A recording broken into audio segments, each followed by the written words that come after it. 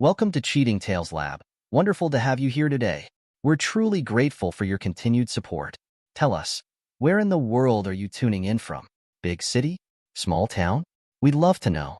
Now, let's dive into today's story. Chapter 1. Foundations and Fractures. Chris Monroe gripped the construction plans in his calloused hands, studying the intricate details of Monroe Construction's latest project. The morning sun illuminated his office at the Monroe family estate, where generations of his family had built their legacy. At 35, he carried himself with the confidence of someone who had earned his position through merit rather than mere inheritance. "Mr. Monroe, your father's here to see you," his assistant Sarah announced through the intercom.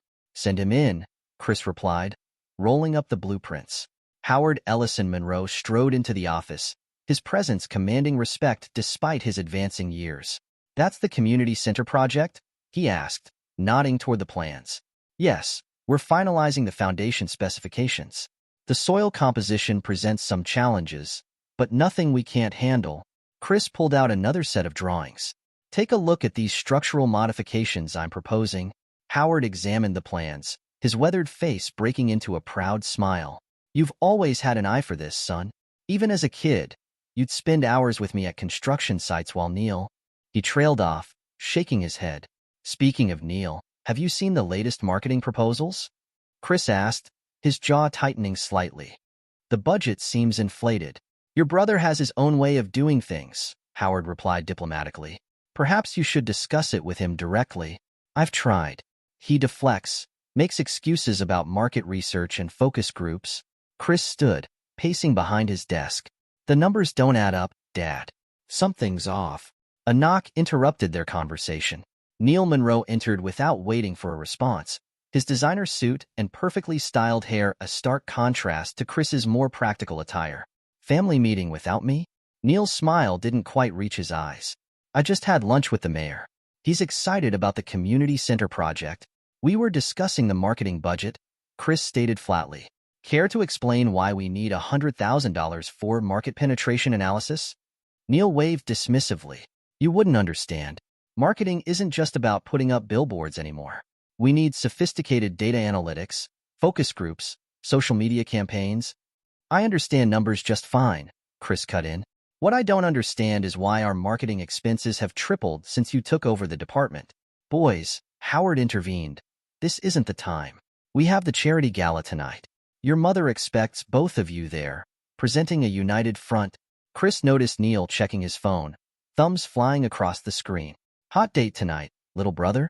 "Just coordinating with Renee about the gala presentations," Neil replied smoothly. "She's been instrumental in organizing everything." The mention of his wife made Chris pause. Renee had been spending more time at the office lately, claiming the charity event needed her attention. He'd been so consumed with the community center project that he hadn't given it much thought. "How is Renee?" Howard asked. "We've missed her at Sunday dinners." "Busy," Chris replied shortly. "The gala's taken up a lot of her time." Neil's phone buzzed again. "Speaking of which, I should head back to marketing. We're finalizing the presentation slides." He slipped out before Chris could press him further about the budget. Howard watched him leave, then turned to his eldest son. "Don't be too hard on him, Chris. Not everyone has your dedication to the technical side of the business. This isn't about technical versus creative, Dad. Something's not right. I can feel it." Later that afternoon, Chris walked through the marketing department, nodding to employees who hurriedly looked away. Through the glass walls of Neil's office, he saw his brother and Renee huddled over a laptop, their heads close together. They were laughing about something, and Renee's hand lingered on Neil's shoulder longer than necessary. Chris stood there, watching, as an uncomfortable feeling settled in his gut. He thought back to their childhood, to the times he and Neil had been inseparable. When had things changed? When had his brother become a stranger? His phone vibrated. A text from Randall Mosley, the family accountant. "Need to discuss some irregularities in the marketing department's expense reports. Urgent." Chris typed back. "My office, 30 minutes. He took one last look at Neil's office. Renee was gathering her things, still smiling at whatever joke they'd shared. She didn't notice him standing there, didn't look his way as she left. The foundation of trust Chris had built his life upon was beginning to crack, hairline fractures spreading through the careful construction of his world. But unlike the buildings he raised from the ground up, He couldn't simply reinforce these weakening supports with steel and concrete. In his office, Chris pulled up the company's financial records on his computer. Numbers didn't lie. People did. And he was going to find out exactly what his brother and wife were trying to hide. The intercom buzzed. "Mr. Mosley is here to see you. Send him in." Chris straightened in his chair, preparing himself for whatever revelations were about to come. He was Howard Monroe's son, after all. And Howard Monroe had taught him that in business, as in life, you had to face problems head-on. The door opened, and Randall entered, clutching a thick folder of documents. One look at the accountant's face told Chris everything he needed to know. His instincts had been right. Something was very wrong at Monroe Construction, and he was going to get to the bottom of it, no matter the cost. "Close the door, Randall," Chris commanded, his voice hard with determination. "Show me everything." Chapter 2. The Catalyst of Collapse. The morning of the community center groundbreaking ceremony dawned bright and clear. Chris adjusted his tie in his office mirror, his mind racing through the day's schedule. The past few weeks had been a blur of suspicious activities and mounting evidence, but today needed to be perfect. Monroe Construction's reputation depended on it. A knock on his door interrupted his thoughts. "Come in." Randall Mosley entered, his usual neat appearance slightly disheveled. "Mr. Monroe, I found something you need to see." He placed a stack of papers on the desk. "These are expense reports from the marketing department's recent hotel bookings." Chris picked up the documents, scanning the dates and locations. "The Riverside Inn? That's 40 miles from here. Why would they need—" He stopped, his hand tightening on the paper until it crumpled. "There's more," Randall continued. "The charges appear twice, once under business expenses and again under client entertainment. Double billing the company while trying to hide the actual dates of stay. How long has this been going on? At least 6 months that I can trace definitively. But there are patterns going back further." Chris slammed the papers down. "Give me everything. Every receipt, every charge, every time they've—" He cut himself off, taking a deep breath. "The ceremony starts in an hour. We'll deal with this afterward." At the construction site, local media had gathered to document the groundbreaking. Howard stood proudly at the podium, addressing the crowd about Monroe Construction's commitment to community development. Chris scanned the audience, his gaze falling on Neil and Renee near the refreshment table. They stood too close together, sharing what appeared to be an inside joke. Neil's hand brushed against Renee's lower back in a gesture that seemed unconsciously intimate. Chris watched as his wife leaned in to whisper something in his brother's ear, her lips nearly touching Neil's skin. "Mr. Monroe?" A reporter approached Chris with a microphone. "Can you tell us about the innovative features planned for the community center?" Chris forced himself to focus, slipping into his professional persona. "The design incorporates sustainable materials and energy-efficient systems that will serve as a model for future development in Willow Creek." Throughout his interview, he kept Neil and Renee in his peripheral vision. They had moved slightly apart now, maintaining a show of professional distance, but their body language told a different story, one of shared secrets and hidden desires. The ceremony concluded with the official groundbreaking, photographs of city officials and Monroe Construction executives wielding golden shovels. Chris posed for the cameras, gritting his teeth through forced smiles. Later that evening, he sat in their bedroom, waiting for Renee. When she finally came home, her cheeks were flushed, her hair slightly mussed. "The ceremony went well," she said, avoiding his eyes as she removed her jewelry. "Everyone seemed impressed with the presentation." "I saw you today," Chris said quietly. "With Neil." Renee froze for a moment, then continued her bedtime routine. "We were working. The marketing team." "Don't." Chris's voice cut through her excuses like a blade. "Your phone. Give it to me." "What? That's ridiculous. I'm not going to." "The software update last week. It backed up your messages." He stood, advancing toward her. "All of them, Renee. Every single one." The color drained from her face. "Chris, I can explain." "Explain what? The hotel rooms? The late-night meetings?" His laugh was hollow. "The messages about how much you love him. How I don't understand you like he does. It's not what you think. It's exactly what I think." He pulled out his phone, opening a document. May 15th, Riverside Inn. June 3rd, Lakeview Hotel. July 21st. "Stop it." Tears streamed down her face now. "You're acting crazy." "Crazy?" Chris's voice remained deadly calm. "Crazy is betraying your husband with his own brother." Crazy is stealing from the company to fund your little romance. We never meant to. To what? Get caught? He moved closer, towering over her. How long, Renee? How long have you been sleeping with my brother? She backed away until she hit the wall. Please, Chris. We can work this out. We can get counseling, try to… There's nothing to work out.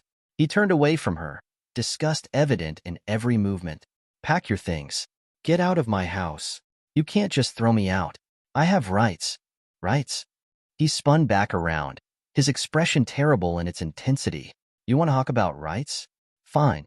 Let's talk about them tomorrow, in the company boardroom, with our lawyers present. I'm sure the board will be very interested in hearing about how you and Neil have been embezzling funds. You wouldn't dare. It would destroy the company's reputation. Try me. His voice was ice. 1 hour, Renee. Anything you leave behind gets thrown out. He stalked from the room, ignoring her sobs. In his study, he poured himself a drink and made a call. Randall? Execute Protocol Alpha. Full audit of the marketing department, effective immediately. And contact our attorneys first thing in the morning.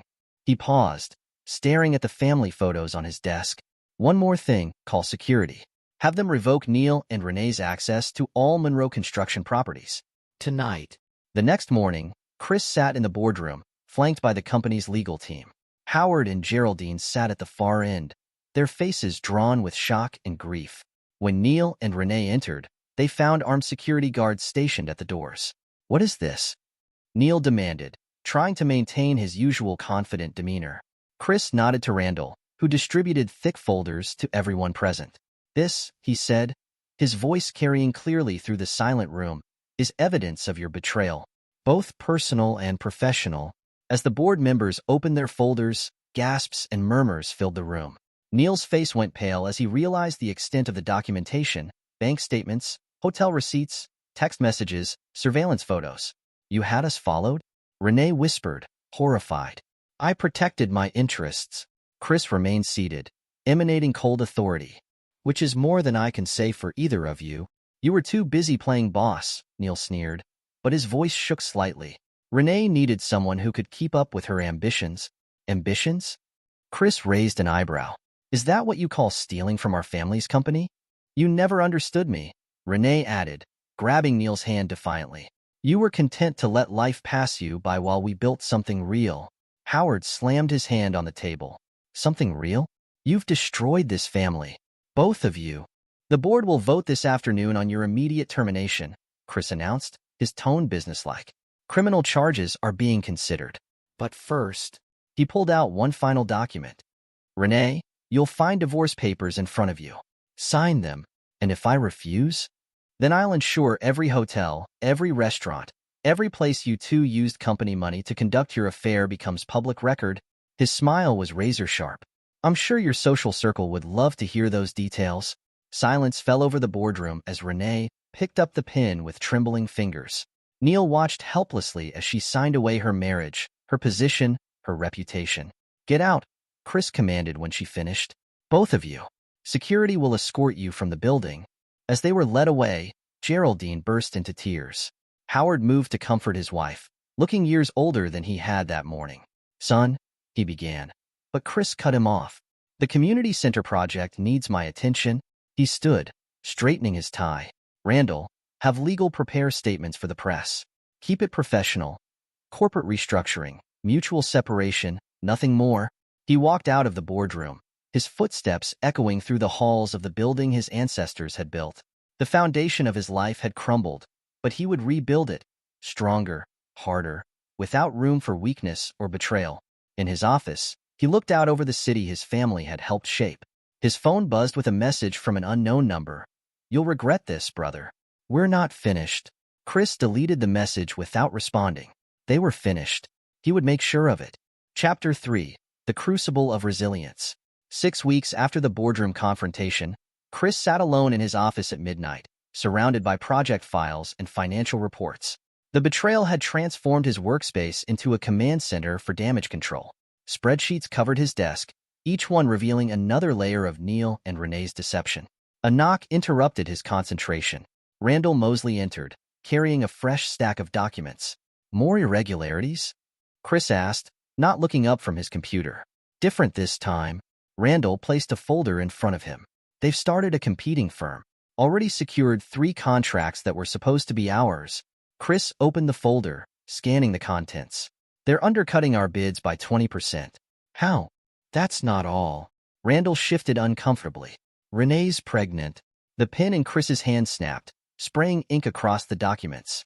He stood abruptly, turning to face the window. How far along? For months, according to the medical records our investigators found, simple math told him what he needed to know. The child had been conceived while he and Renee were still married, while she was sleeping in their bed, making plans for their future together. Mr. Monroe? Randall's voice was hesitant. There's something else. They've been contacting our suppliers, trying to negotiate exclusive contracts. Let them try. Chris turned back, his expression hardened. Get me a meeting with the board tomorrow morning. It's time to implement some changes. After Randall left, Chris called an unexpected ally. Ms. Little? I need your expertise on something urgent. Beatrice Little, corporate attorney and recent addition to his inner circle, arrived within the hour. She carried herself with the confidence of someone who had never lost a case. Corporate espionage, she said, reviewing the files. Plus breach of contract, violation of non-compete clauses. We can bury them in litigation. Not enough. Chris paced the room. They're using our own playbook against us. Neil knows our strategies, our weaknesses. Then we change the game. Beatrice pulled out her laptop. Your company's bylaws give the CEO extraordinary powers during times of crisis.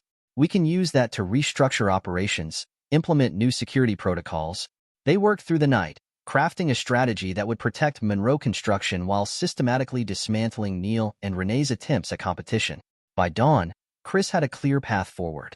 The board meeting that morning was brief but productive. Chris presented evidence of corporate espionage, then outlined his plan for restructuring. The vote was unanimous in his favor. Effective immediately, he announced, all departments will undergo security audits. New confidentiality agreements will be required. Anyone found sharing company information with outside parties will face immediate termination and legal action. One board member raised his hand. What about the rumors? About Neil and Renee. My personal life is not up for discussion. Chris's tone left no room for argument. Focus on protecting this company's interests. That's what you're paid for. Later that week, Chris met with Trudy Ryder, a prominent interior designer recommended by one of his clients.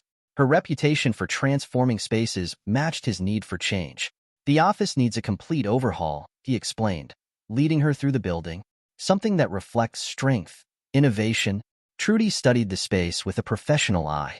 And what about your home? A man's environment shapes his mindset. Chris hesitated. He hadn't changed anything in the house since Renee left, letting the rooms gather dust like museum exhibits of his failed marriage. Start with the office, he decided. The house can wait. But Trudy proved persistent. Over the next few weeks, as she transformed the corporate headquarters with clean lines and bold designs, she gradually drew Chris into conversations about personal renewal. Your workspace reflects your vision, she observed one evening as they reviewed material samples. But where do you find peace when the workday ends? Her question struck deeper than she probably intended. Peace had become a foreign concept, replaced by an all-consuming drive for success and vindication. That night, Chris returned home to find his parents waiting in the driveway. Howard looked grim, Geraldine worried. We need to talk, Howard said as Chris let them in. About the future of the company. If this is about Neil, it's about you. Geraldine touched his arm. You're working yourself to death, sweetheart. When was the last time you slept more than 4 hours? I'm fine. Chris moved away from her touch. The company needs me focused right now. The company needs you healthy, Howard countered. And thinking clearly. This vendetta against your brother. Vendetta? Chris laughed harshly. He destroyed my marriage, stole from our company, and now he's trying to ruin everything we've built. This isn't a vendetta, Dad. This is survival. And what about your survival? Geraldine's voice cracked. You're not eating, barely sleeping. The hatred is consuming you. Hatred keeps me sharp. Chris poured himself a drink. It keeps me from making the same mistakes again. Trust, forgiveness. Those are luxuries we can't afford anymore. Howard stepped forward. Son, we're not asking you to forgive them. What they did was unforgivable. But don't let their betrayal destroy who you are. Who I am. Chris set down his glass carefully. I'm your son, a Monroe, and Monroes protect what's theirs. Isn't that what you taught me? I taught you to be strong, Howard agreed. But strength without wisdom becomes tyranny. The words hung in the air between them. Chris turned away, staring out the window at the gardens Renee had once tended. They were overgrown now, wild and untamed. I have a meeting with Randall tomorrow morning, he said finally. A complete audit of all company projects from the past 5 years. We need to identify any potential vulnerabilities before Neil can exploit them. His parents exchanged defeated looks. They lost him to his mission of revenge, at least for now. After they left, Chris walked through the empty house. Each room held memories he needed to exorcise. In the study, he found an old photo album. Pictures of him and Neil as children, playing in their father's construction sites, school graduations, family vacations. He closed the album without looking further. The past was dead. Only the future mattered now. A future he would build on his own terms, without the weakness of trust or the burden of brotherhood. His phone buzzed with a text from Trudy. Reviewed the design proposals. Ready to start the renovation whenever you are. Chris looked around his haunted house and made a decision. Both office and home, he texted back. Clean slate. No reminders of the past. He spent the rest of the night in his home office, reviewing documents Randall had prepared. Each page revealed new betrayals, new challenges to overcome. But with every revelation, his resolve strengthened. Neil and Renee thought they could build their happiness on the ruins of his trust. He would show them how wrong they were. Monroe Construction would not just survive their betrayal. It would emerge stronger, harder, unassailable. And Chris Monroe would never again be vulnerable to the weakness of love or the illusion of loyalty. Chapter 4. Strategic Alliances and Hidden Agendas. Chris Monroe tapped his pen against the polished conference table at the Willow Creek Chamber of Commerce meeting.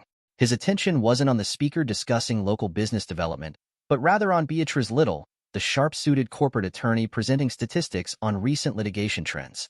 Her reputation for ruthlessly dismantling opposing counsel preceded her.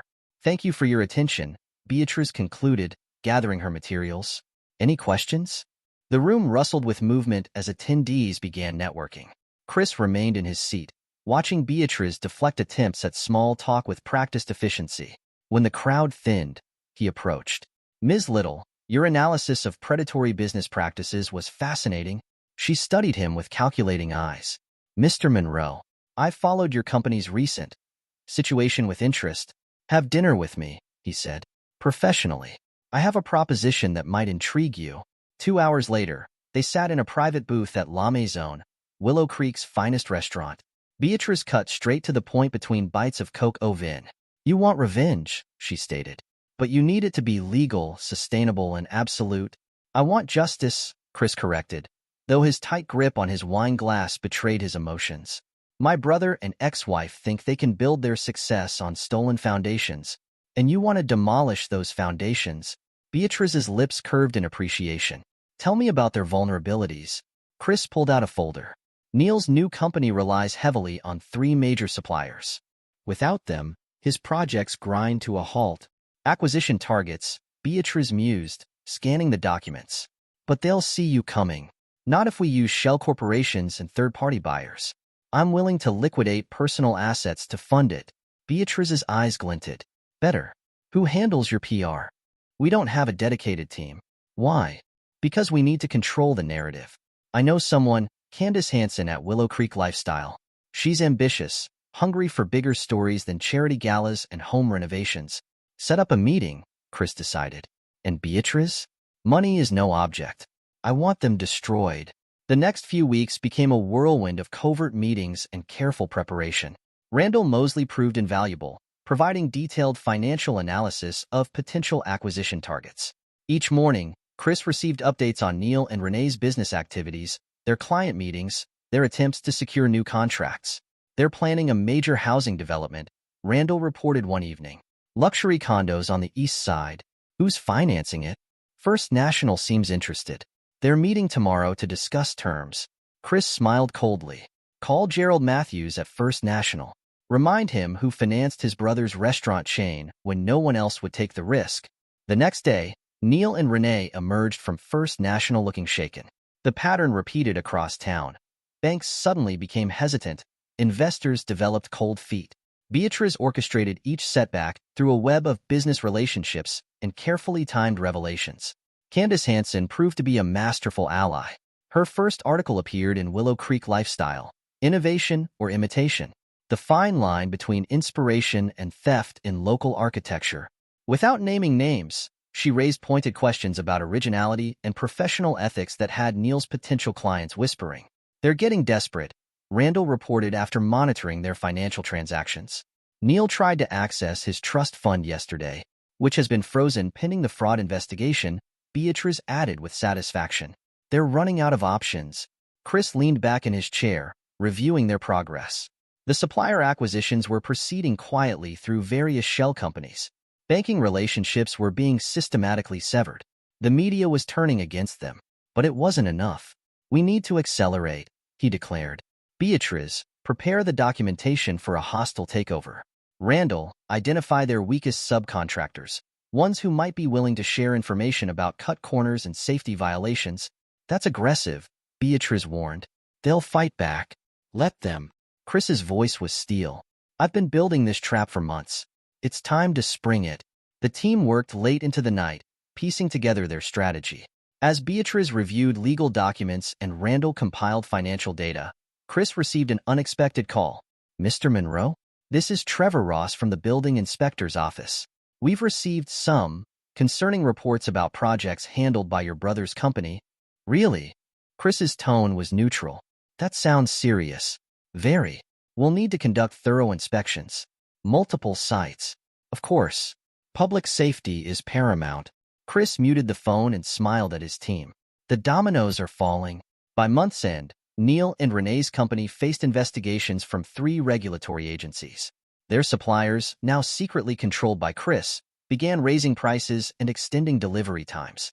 Clients grew wary, contracts were canceled. "They're calling it a witch hunt," Candace reported over lunch. "Playing the victims. Then let's give them something real to complain about," Chris replied. "How's that investigation into their project safety records coming along?" "Nearly ready. The evidence from those subcontractors is damning.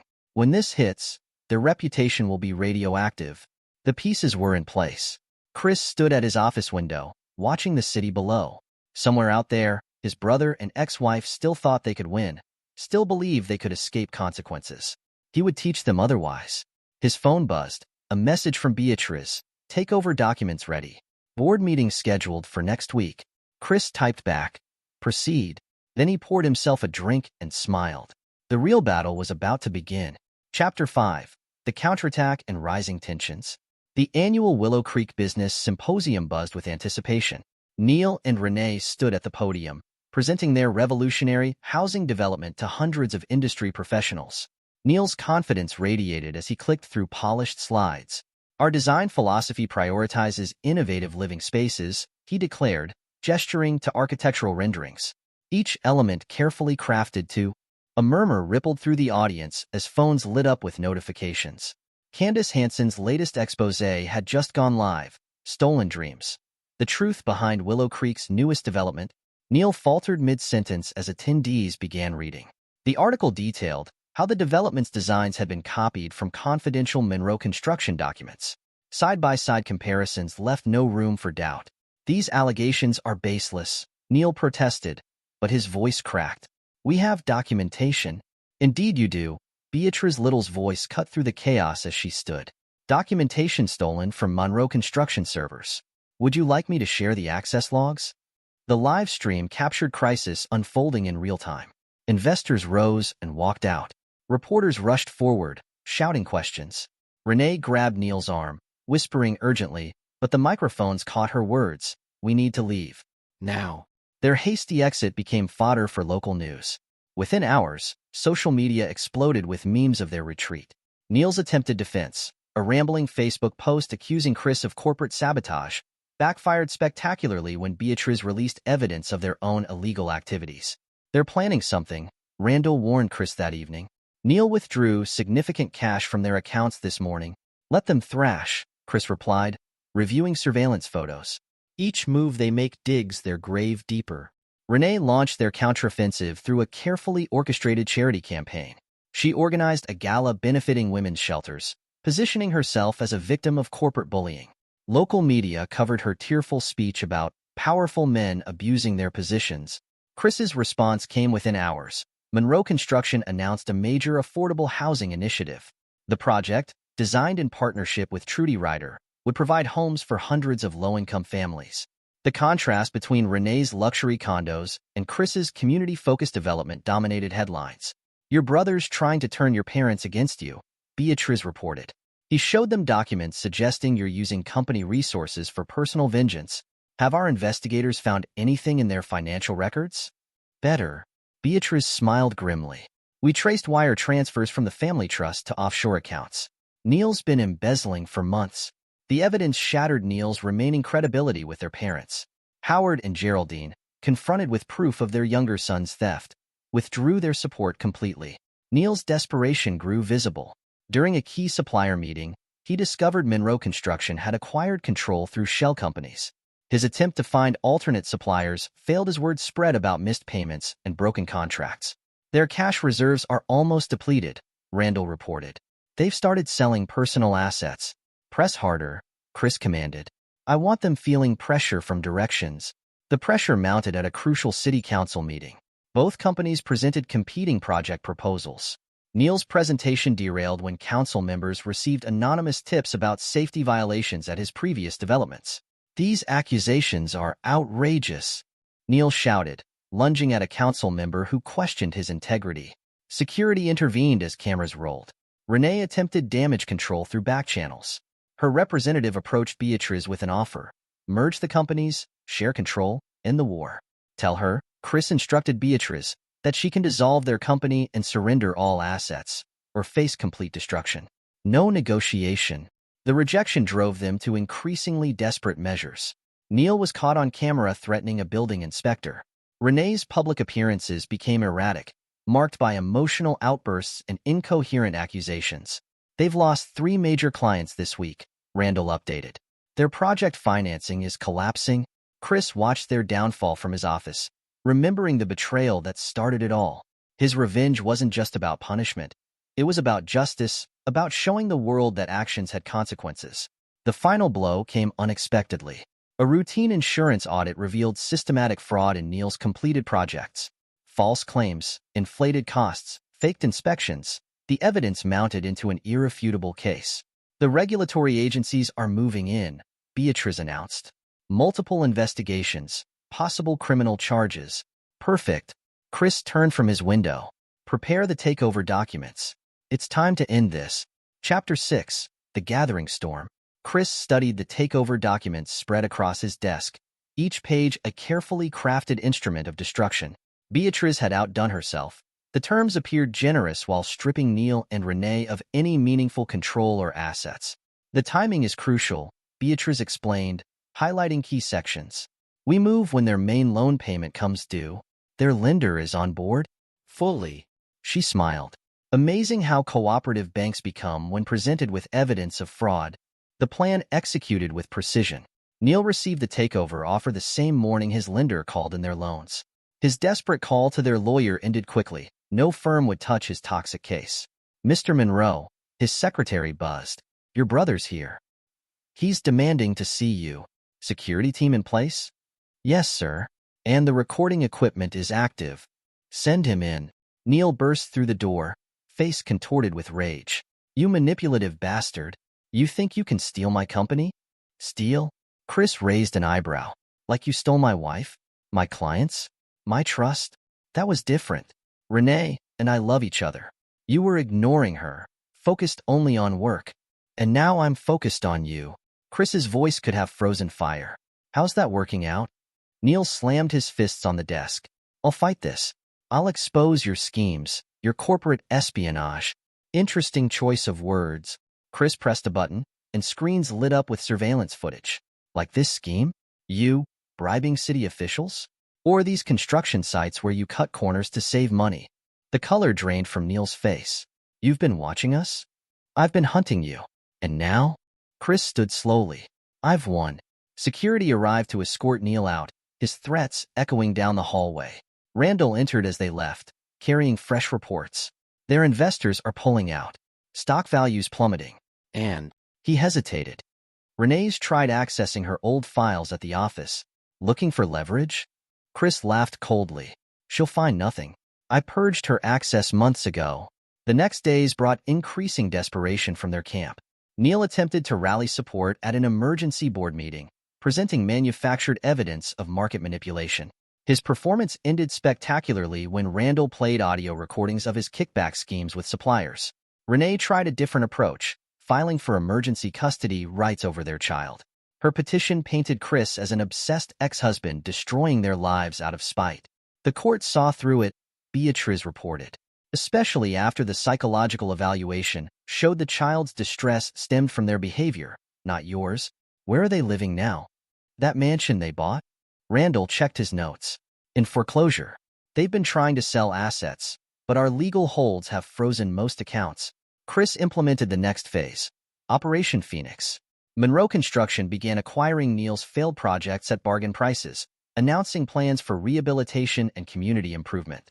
Each press release highlighted the contrast between their approaches, cementing public opinion.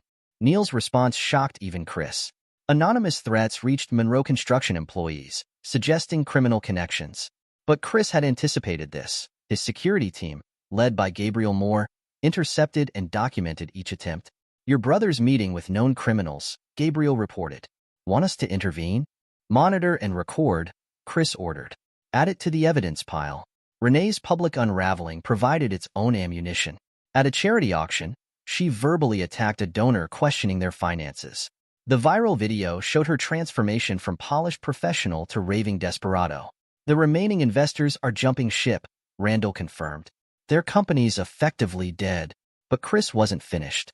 He expanded Monroe Construction's community programs, creating opportunities in areas Neil had exploited.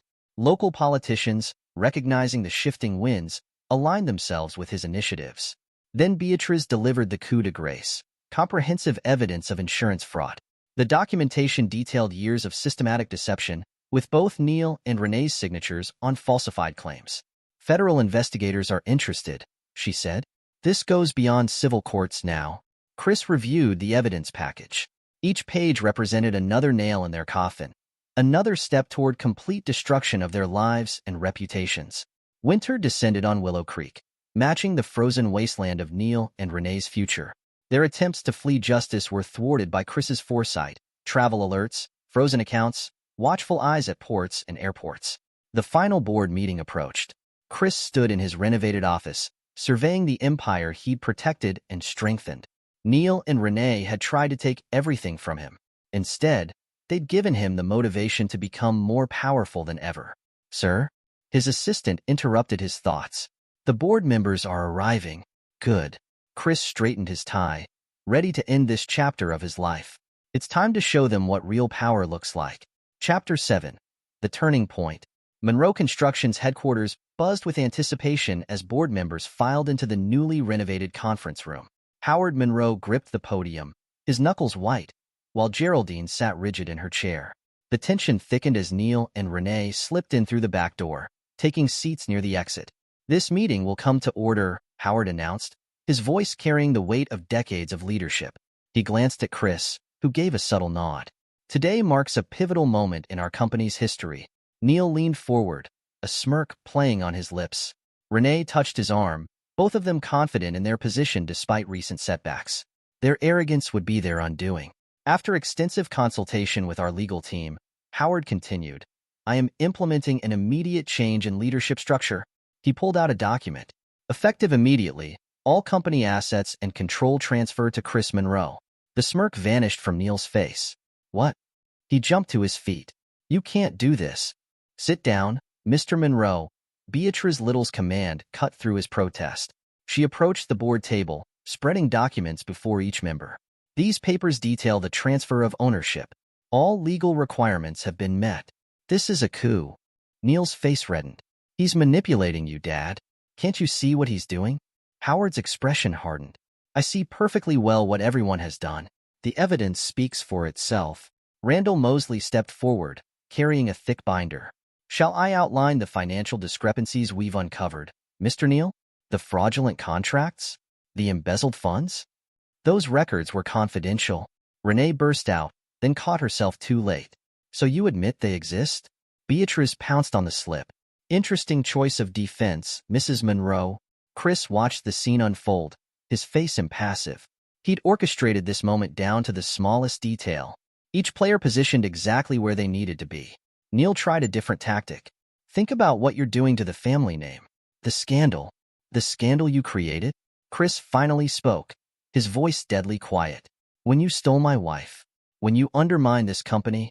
When you betrayed everything our parents built. You drove her away. Neil shouted. You were too focused on work, too blind to see. Enough. Chris cut him off. Your theatrics won't work here. The board has seen the evidence. The vote is final. Security guards materialized at the doors as Beatrice distributed more documents. These detail the terms of your immediate termination and the dissolution of your competing business interests. You can't just erase us. Renee protested. We have rights. Rights? Chris laughed coldly. Like the right to steal company secrets? To endanger lives with substandard construction? To defraud investors? Those are lies. Neil lunged forward, but security intercepted him. Mr. Mosley, Chris nodded to Randall, who activated a projection screen. Video evidence played. Neil accepting bribes, Renee falsifying inspection documents, both of them plotting in secret meetings. We've documented everything, Chris continued as their faces drained of color. The authorities are very interested in your creative approach to building codes. The board members watched in horrified fascination as more evidence appeared on screen. Howard and Geraldine looked away, unable to witness their younger son's disgrace. This isn't over. Neil snarled as security began escorting them out. You think you've won? You've got nothing. Chris stood, towering over the table. I have everything. The company. Our parents' respect. A clear conscience. His voice dropped lower. What do you have, brother? A crumbling business built on lies? A relationship founded on betrayal? Renee tried one last desperate gambit. The child. You wouldn't separate. Your custody hearing is next week, Beatrice interrupted smoothly. The judge will be very interested in the psychological evaluation results.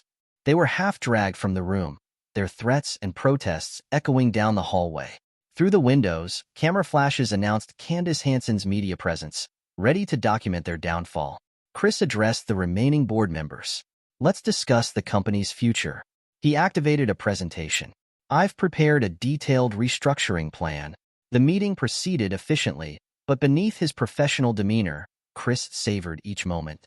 Years of planning, months of strategic moves, all culminating in this perfect execution of justice.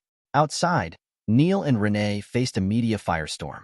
Their desperate attempts to spin the situation only dug them deeper as reporters fired questions about the emerging evidence of their crimes. Inside, Chris built the foundation of Monroe Construction's new era. Each decision, each policy change, another brick in the wall between past and future. He'd torn down their illusions of victory and built something stronger from the ruins. The sun set on Willow Creek as the meeting concluded. Howard and Geraldine lingered, struggling with their role in their son's war. It had to be done, Chris told them quietly. The company comes first. Family loyalty must be earned. They nodded, understanding at last that their younger son had forced this outcome through his own choices. The parents who left the building that evening were different from those who had entered, harder, wiser, finally seeing the truth about both their sons. Chapter 8. The Web Titans. Beatrice's heels clicked against marble as she strode into Chris's office. The federal agents just left Neil's house. They seized everything. Computers, phones, files, and Chris didn't look up from his laptop. They found more than we expected. Neil wasn't just cutting corners on local projects. He'd set up shell companies to launder money through international contracts. Now Chris looked up, a predatory gleam in his eyes. Send everything to our contacts at the SEC. Already done. Beatrice placed a USB drive on his desk. But there's more. Renee's been embezzling from her women's shelter charity, using donations to fund their lifestyle. Perfect. Chris pressed a button on his intercom. Get me Candace Hansen. Within hours, news vans surrounded Neil and Renee's mansion. Federal agents carried out box after box of evidence while reporters shouted questions. Through his office window, Chris watched the live stream on multiple screens. Sir, his assistant interrupted. Mr. Mosley needs to see you immediately. Randall rushed in, clutching printouts. They're trying to transfer assets offshore. I caught the transactions just in time. Block everything, Chris commanded. Lock down their accounts, freeze their credit lines. I want them desperate. Already done. Randall's fingers flew over his tablet. But Neil made a call to some questionable people in the city. Our surveillance team picked it up. Let me guess, trying to hire muscle? Worse. He's offering to expose safety violations in our older projects if we don't back off. Chris's laugh held no humor. Send in Gabriel. Gabriel Moore entered silently, his military bearing evident in his stance. Sir? Neil's making threats. Show him why that's a mistake. With pleasure. Gabriel pulled out his phone, dispatching orders to his security team. Within hours, Neil's desperate gambit backfired. His hired thugs were arrested in a sting operation, their phones containing recorded evidence of his solicitation to commit crimes. Each threat he'd made became another weapon in Chris's arsenal. Renee attempted damage control through a tearful TV interview. Chris is destroying our family out of spite, she pleaded. He never understood what real love means. The broadcast cut off mid-sentence as evidence of her charity fraud hit the news. Videos surfaced showing her using donation money at luxury spas, high-end restaurants, exclusive boutiques.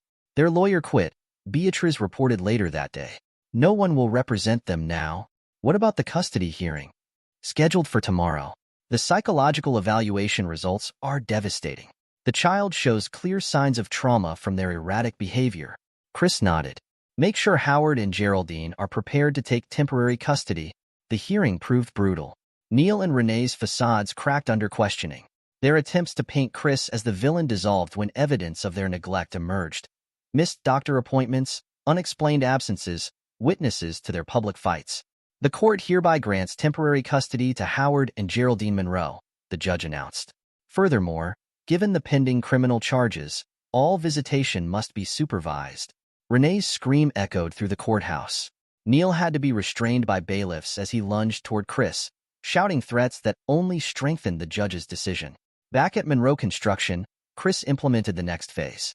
Building inspectors descended on all of Neil's completed projects, armed with anonymous tips about specific violations.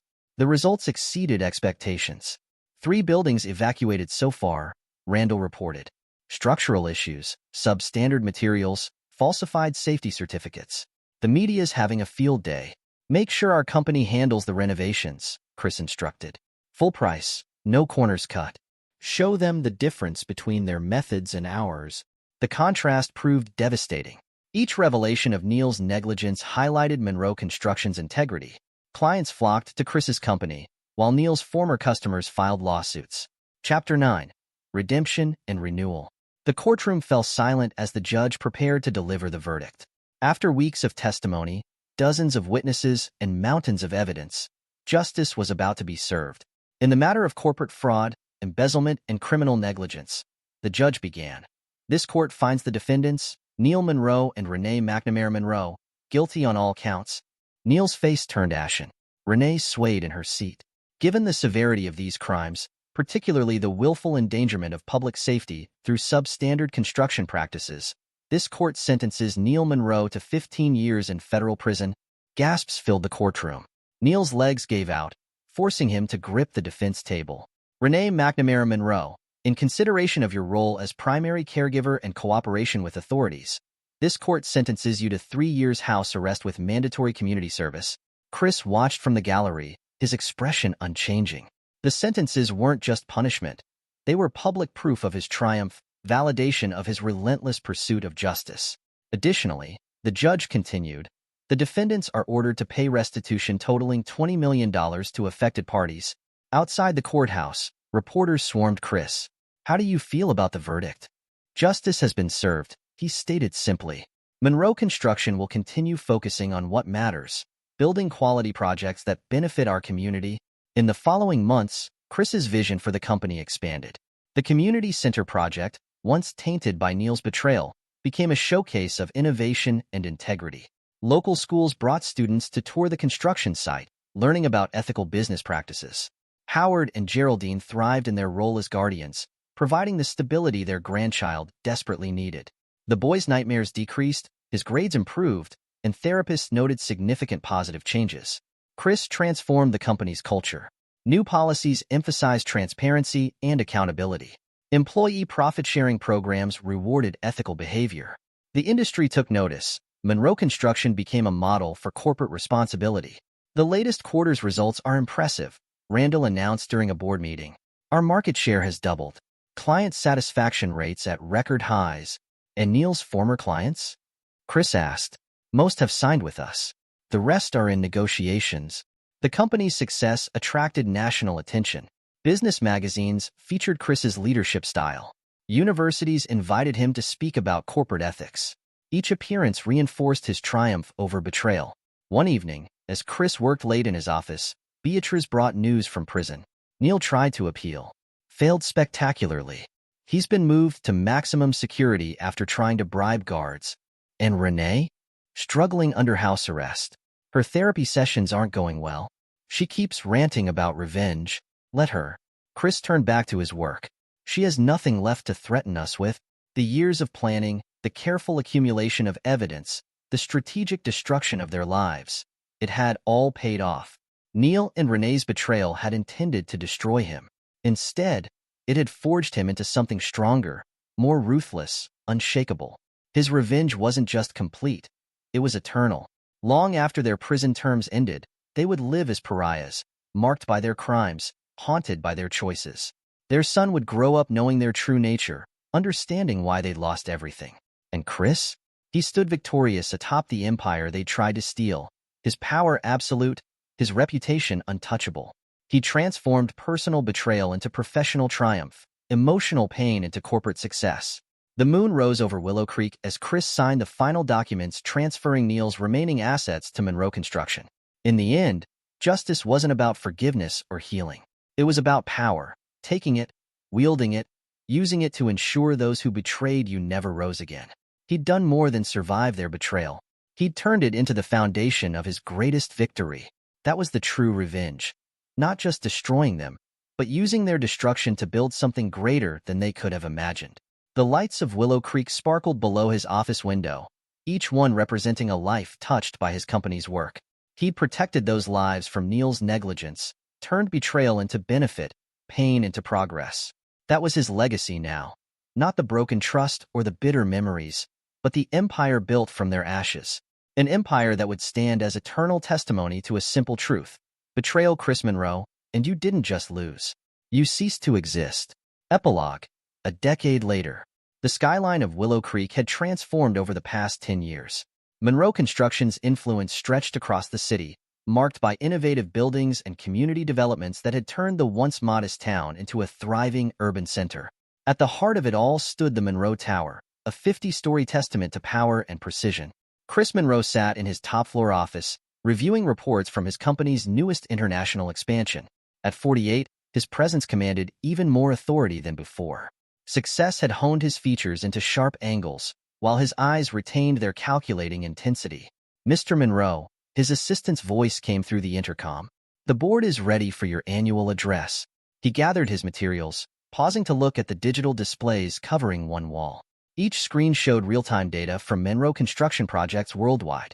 The company had grown exponentially, becoming a global leader in sustainable development and urban renewal. The boardroom fell silent as Chris entered. Beatrice Little, now Chief Legal Officer, sat at his right hand. A decade of shared victories had cemented their professional partnership. Her reputation for ruthless efficiency had grown alongside the company's success. Our 10th consecutive year of record growth, Chris began, activating a holographic display. Monroe Construction now operates in 27 countries, with a market capitalization exceeding $50 billion. The numbers told only part of the story. After Neil and Renee's downfall, Chris had systematically expanded his influence beyond construction. Monroe Enterprises now included technology firms, financial institutions, and media companies, an empire built on the ashes of betrayal. And our former competitors? A board member asked. There are no former competitors, Beatrice answered with a cold smile. Only acquired assets and cautionary tales. Indeed, Neil's fate served as a warning to anyone who considered crossing Monroe Construction. Released from prison after 12 years, he lived in a small apartment on the outskirts of town. His attempts to rebuild his life had met systematic opposition. No construction company would hire him, no bank would fund him. His name had become synonymous with failure. Renee's story proved equally grim. Her house arrest had ended years ago, but her reputation never recovered. She worked part-time at a small marketing firm. Her former glamour faded, her social connections severed. The charity fraud conviction had made her untouchable in the nonprofit world she once dominated. Their son, James, now 17, had thrived under Howard and Geraldine's guardianship. He showed his uncle's aptitude for business, interning at Monroe Construction during summers. Chris had taken a careful interest in his education, ensuring he understood the price of betrayal through his parents' example. Uncle Chris, James had asked during a recent meeting, "Why do you still block their attempts to rebuild?" "Because actions have eternal consequences," Chris had replied. "Remember that when you take your place in this company." The lesson hadn't been lost on the teenager. James excelled in business courses, already showing signs of the Monroe ruthlessness. He maintained minimal contact with his biological parents, understanding that his future lay with the uncle who controlled the family empire. Randall Mosley had risen to chief financial officer, his early loyalty rewarded with substantial power. His financial acumen helped transform Monroe Construction from a regional player into a global force. The evidence he'd gathered against Neil and Renee had proven just the beginning of his value to the company. The Monroe Foundation's latest initiative, Randall reported to the board, has funded business ethics programs at 20 major universities. Our case study on corporate accountability has become standard teaching material. The irony wasn't lost on anyone. Chris had turned his revenge into an educational tool, ensuring future business leaders understood the cost of betrayal. The program specifically highlighted Neil and Renee's downfall, their names forever linked to failure and disgrace. Trudy Ryder had expanded her influence as well. Her design firm, now a Monroe Construction subsidiary, set industry standards for sustainable architecture. The partnership had proved mutually beneficial, her creativity tempered by his strategic vision, her innovations protected by his power. The Community Center project, Trudy presented, has been designated a historical landmark. The American Institute of Architects is featuring it in their centennial exhibition on transformative urban design. The project that had marked the beginning of betrayal now stood as a monument to triumph. Each year, thousands of visitors toured the building, learning about the Monroe Construction philosophy of integrity and excellence. None of the official histories mention Neil or Renee's involvement. Candace Hansen had parlayed her coverage of the scandal into national prominence. Her media company, backed by Monroe Investments, specialized in investigative business journalism.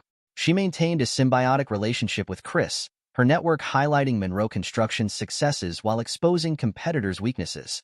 "Our latest expose on industry corruption," she reported in a private meeting, has already triggered 3 federal investigations. None involving Monroe Properties, of course. Howard and Geraldine had aged gracefully, their latter years free from family strife. They hosted weekly dinners at the Monroe estate, now attended by an inner circle of trusted allies. Neil and Renee's names were never mentioned at these gatherings, their existence erased from family photographs and conversations. Gabriel Moore's security firm had expanded into a global operation, providing protection for all Monroe enterprises.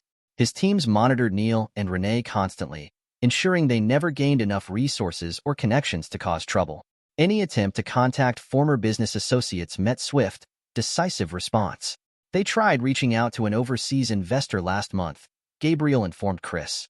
The approach was intercepted and discouraged. The message remained clear. No one in the business world would risk Monroe Construction's wrath by helping the disgraced couple.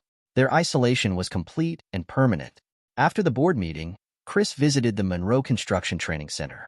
Hundreds of employees learned company protocols in state-of-the-art facilities. The orientation video highlighted the company's commitment to ethics, using Neil and Renee's case as a warning. Integrity isn't just a policy, Chris told a group of new hires. It's the foundation of power. Those who betray that foundation pay the price forever. The trainees absorbed his words eagerly, unaware they were hearing a personal manifesto born of betrayal. To them, Chris Monroe represented the pinnacle of business success, his path to power sanitized by time and triumph. In his private moments, Chris sometimes reviewed footage from the years of revenge.